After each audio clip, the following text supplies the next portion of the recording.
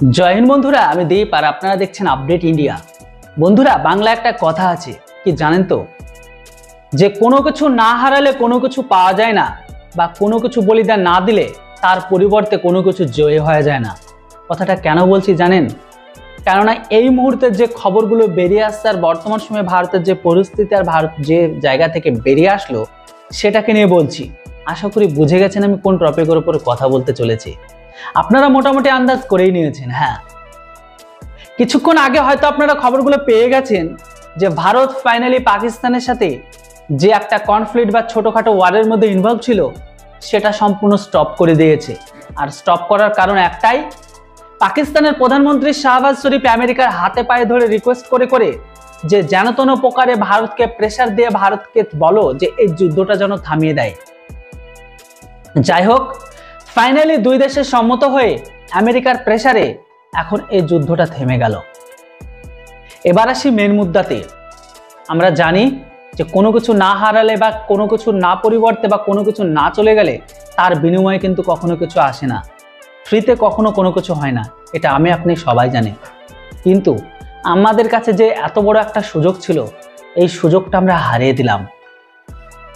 অনেক মানুষ বলে যে যারা যুদ্ধ চায় তারা কখনো যুদ্ধ করে না, আর যারা যুদ্ধ করে তারা কখনো যুদ্ধ চায় না।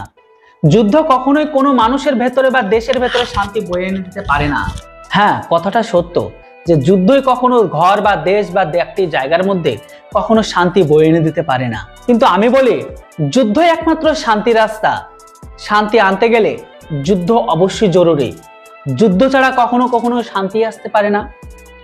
আজকের দিনে আমরা যদি একটু ভালো করে লক্ষ্য করি তাহলে দেখুন, জম্মু কাশ্মীরের পেহেলগামে যে নৃশংসতম ঘটনা ঘটেছে, সেই ঘটনার পাল্টা রিটেলিয়েশন হবে ভারত পাকিস্তান কনফ্লিক্ট তৈরি হয়েছিল।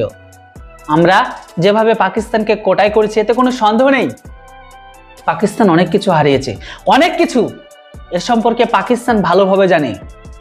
এগুলো আস্তে আস্তে কিন্তু আপনারা পাবলিক প্ল্যাটফর্মে দেখতে পাবেন, এমনকি পাকিস্তান স্বীকার করবে পাকিস্তান কে কে হারিয়েছে। যেটাই হোক, পাকিস্তানের শেষ রাস্তা বা শেষ উইপন ছিল একটাই, সেটা হচ্ছে নিউক্লিয়ার ওয়ার। যেখানে আমি আপনাদের বিকেলের দিকে একটা ভিডিও বানিয়ে দিয়েছিলাম যে পাকিস্তান সকলে মিলে, মানে মন্ত্রী থেকে শুরু করে তাদের যে 3 সেনা, জল, স্থল, এয়ারফোর্স, সবাই মিলে বৈঠকে বসেছে যে এই নিউক্লিয়ার ওয়েপনকে ব্যবহার করার জন্য। দেখুন, ধরে নিলাম পাকিস্তান আমাদের উপর নিউক্লিয়ার হামলা করে দিল, আমাদের যে জনসংখ্যা, সেই জনসংখ্যা থেকে যদি অর্ধেকটা যদি ধরেই নিলাম যে আমরা বলিদান দিলাম, তার পরিবর্তে আমরা যে রিটেলিয়েশনটা করতাম, সেখানে কি পাকিস্তানের কোনো নামো নিশান থাকতো? না, পাকিস্তানের নামো নিশান তো দূরের কথা, একটা নতুন জায়গা তৈরি হতো। খবরের হেডলাইন এটাই থাকতো, একটা পাকিস্তান। যাই হোক, নিউক্লিয়ার ওয়ার তো দূরের কথা, কোনো বড় ওয়ারই হলো না।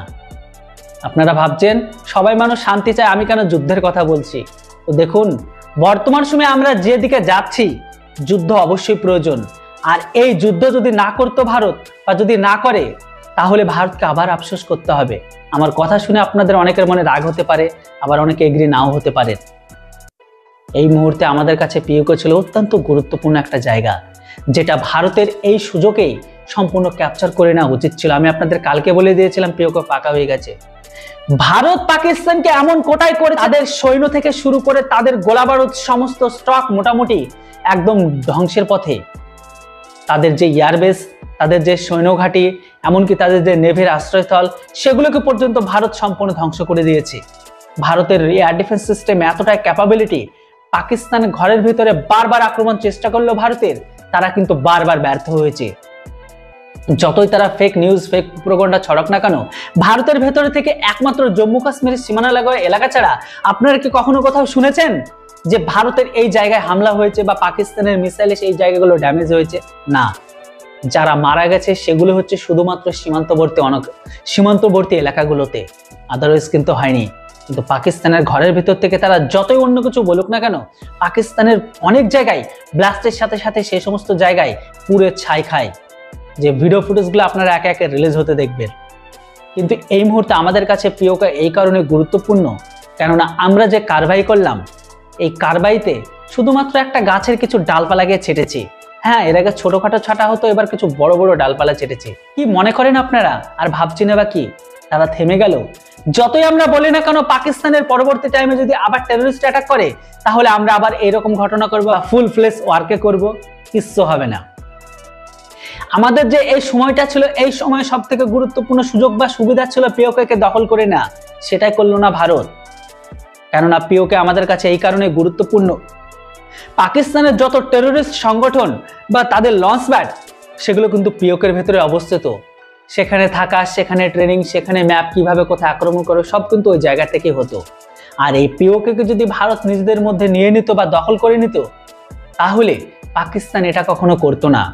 আপনারা যদি ভালো করে যে কোনো দেশের টেররিস্টের যে উৎপত্তি স্থলগুলো বা টেররিস্টের কেন্দ্রস্থলগুলো একটু ভালো করে দেখেন, তাহলে আপনারা এটা দেখতে পাবেন যে প্রত্যেকটা দেশ যারা টেররিস্টকে পুষে, টেররিস্টকে সমর্থন করে, তাদের থাকার, তাদের ট্রেনিং, তাদের সমস্ত কিছু জায়গাগুলো থাকে সীমান্তবর্তী ধার দিয়ে। হ্যাঁ, কেননা কেউ তাদের দেশের ভেতরে করে না, তারা জানে পরবর্তী দেশ যদি তাদের উপর স্ট্রাইক বা তাদের উপর কারবাই করে, তাহলে দেশের ভেতরেই করবে। আর দেশের ভেতরে করলে তাদের ইমেজ তো নষ্ট হবে, প্লাস তাদের গোটা বিশ্বকে এর অ্যান্সার দিতে হবে যে কেন আপনার দেশের ভেতরে হামলা করলো তারা। ফালতু ফালতু কেউ কারো কখনো দেশের ভেতরে হামলা করে না। এই জন্য অধিকাংশ টেররিস্ট ক্যাম্পগুলো কিন্তু প্রত্যেকটা দেশের ধার দিয়ে হয়ে থাকে বা বর্ডার এলাকা দিয়েই হয়ে থাকে। আর পিওকে ছিল তাদের মেন ঘটনাস্থল বা শোর ফ্যাক্টরির উৎপত্তিস্থল। কিন্তু এই মুহূর্তে ভারত যুদ্ধ করা তো দূরের কথা, পুরো পিওকেটাই ছেড়ে দিল। এখনো পর্যন্ত ভারত দখল করেনি। এই যে আমাদের এতদিন ধরে এত কিছু দেখিয়ে, এত কিছু গল্প শুনিয়ে, গুজবের গল্প শুনিয়ে লাস্টে এইটুকু।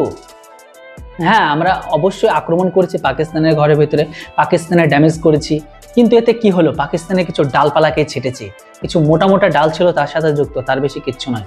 আমি আপনাদের এখন বলে দিচ্ছি, আপনারা লিখে রাখুন, আবার 1.5 থেকে 2 মাস পর পাকিস্তান আবারও সেম সিনারি চালু করবে, মানে এইভাবে টেররিস্ট ঢুকে জম্মু কাশ্মীরের ভেতরে হামলা। এটা ততদিন না পর্যন্ত বন্ধ না হবে যতদিন পর্যন্ত জম্মু কাশ্মীরের ঘরের ভেতর থেকে সম্পূর্ণ পিওকে আমাদের জম্মু কাশ্মীরের সঙ্গে বা ভারতের সঙ্গে যুক্ত না হচ্ছে, ততদিন পর্যন্ত কিন্তু এরকম ঘটনা চলতেই থাকবে। আর এটা তো আপনারা ভালোভাবে জানেন, একটা বাচ্চা বাচ্চা বোঝে। ভারতের কাছে এই মুহূর্তে সব থেকে সুবর্ণ সুযোগ ছিল পিওকে ভারতের ভেতরে দখল করে নেওয়া, কিন্তু এই মুহূর্তে ভারত সেই সুযোগটাই হারিয়ে দিল। কেননা যেই মুহূর্তে আমরা শুনতে পেয়েছি পাকিস্তান নিউক্লিয়ার অ্যাটাকের জন্য তারা তাদের আলোচনা করছে, তখনই ভারতের কাছে খবর আসলো আমেরিকার তরফ থেকে পাকিস্তান তাদের হাত পা ধরছে।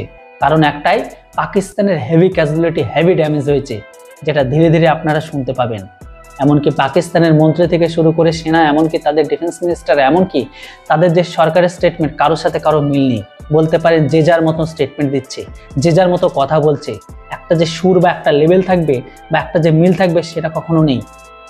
কিন্তু এই মুহূর্তে ভারত এই যুদ্ধটাকে থামিয়ে দিয়ে আমার কি মনে বলছে জানেন? এর থেকে বড় ঝামেলা হয় আমাদের ক্লাবগুলোতে, ক্লাবের ঝামেলাও এর থেকে বড় আকারের হয়। কিন্তু ভারত যেটা করলো, কি করলো দেখুন।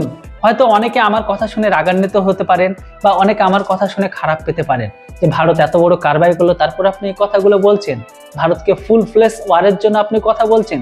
হ্যাঁ, আমি বলছি, কেননা এত কিছু কিসের জন্য করা? কেননা এত কিছু করার কারণটা কি? কারণ ছিল একটাই, পেহেলগ্রামে যে সমস্ত ইসলাম পড়া গ্রহণকারী টেররিস্টরা লিঙ্গ দেখে কোরআন পড়তে পারে কিনা বা একটা নির্দিষ্ট জাতিকে টার্গেট করে হত্যা করলো। তো বন্ধুরা, ভারত যে এই সমস্ত কারবাইগুলো পাকিস্তানের খিলাফ, সেটা কেন করলো?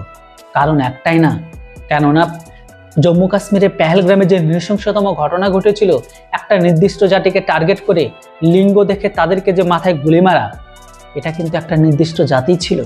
আর এই জাতিটা কারা সেটা আপনারাও জানেন। এই যে আমরা ছেড়ে দিলাম, আবারও বলছে আপনারা লিখে রাখুন, 1.5 থেকে 2 মাস পর আবারও জম্মু কাশ্মীরের ভেতরে টেররিস্ট অ্যাটাক দেখতে পাবেন। এটা সেদিনই বন্ধ হতো যদি ভারত পিওকেটাকে দখল করে নিত। আর সব থেকে ভালো ব্যাপার, ভারত যতদিন না পাকিস্তানকে পুরো ম্যাপ থেকে গায়েব করতে না পারবে, ততদিন পর্যন্ত এই সমস্যা থাকবে। যাই হোক, এটা নিয়ে এখন রাজনীতি হবে, এটা নিয়ে এখন পলিটিক্স হবে, বিভিন্ন রকম ইস্যু দেখতে পাবে। দেখুন, আমার যেটা মনে হয়েছে আমি স্পষ্ট কথা বলে দিলাম। দেখুন, আমি এতে মোটামুটি এতটুকু খুশি নয়, আর আমার খুশির সাথে কারো কিছু যায় আসে না। দেখুন, আজকে আমি থাকি বা না থাকি বা কাল থাকি বা না থাকি, সেটা বড় কথা নয়, কিন্তু এই যে একটা সমস্যাটা তৈরি হয়ে থেকে গেল, মানে পাকিস্তান, সেই পাকিস্তান যতদিন থাকবে আমাদের পরবর্তী জেনারেশন কিন্তু এইভাবেই কিন্তু তাদেরকে এইরকম টেররিস্ট দিয়ে আক্রমণ করে হত্যা করাবে। কথাটা মিলিয়ে নেবেন। আর এর জড়ে রয়েছে পাকিস্তান। পাকিস্তানকে যদি এবার এই সুযোগে পুরো সাফাই করতে পারতাম, পুরো সাফাই না করলেও যদি পিওকেটাকে দখল করে নিতে পারতাম, তাহলে পাকিস্তান 80 থেকে 90% কোমর ভেঙে দিতে পারতাম। কিন্তু ভারত কোনো কিছুই করলো না। যাই হোক বন্ধুরা, এরপর আপনাদের মতামত অবশ্যই কমেন্ট বক্সে লিখে জানান। Thanks for watching. জয় হিন্দ, বন্দে মাতরম।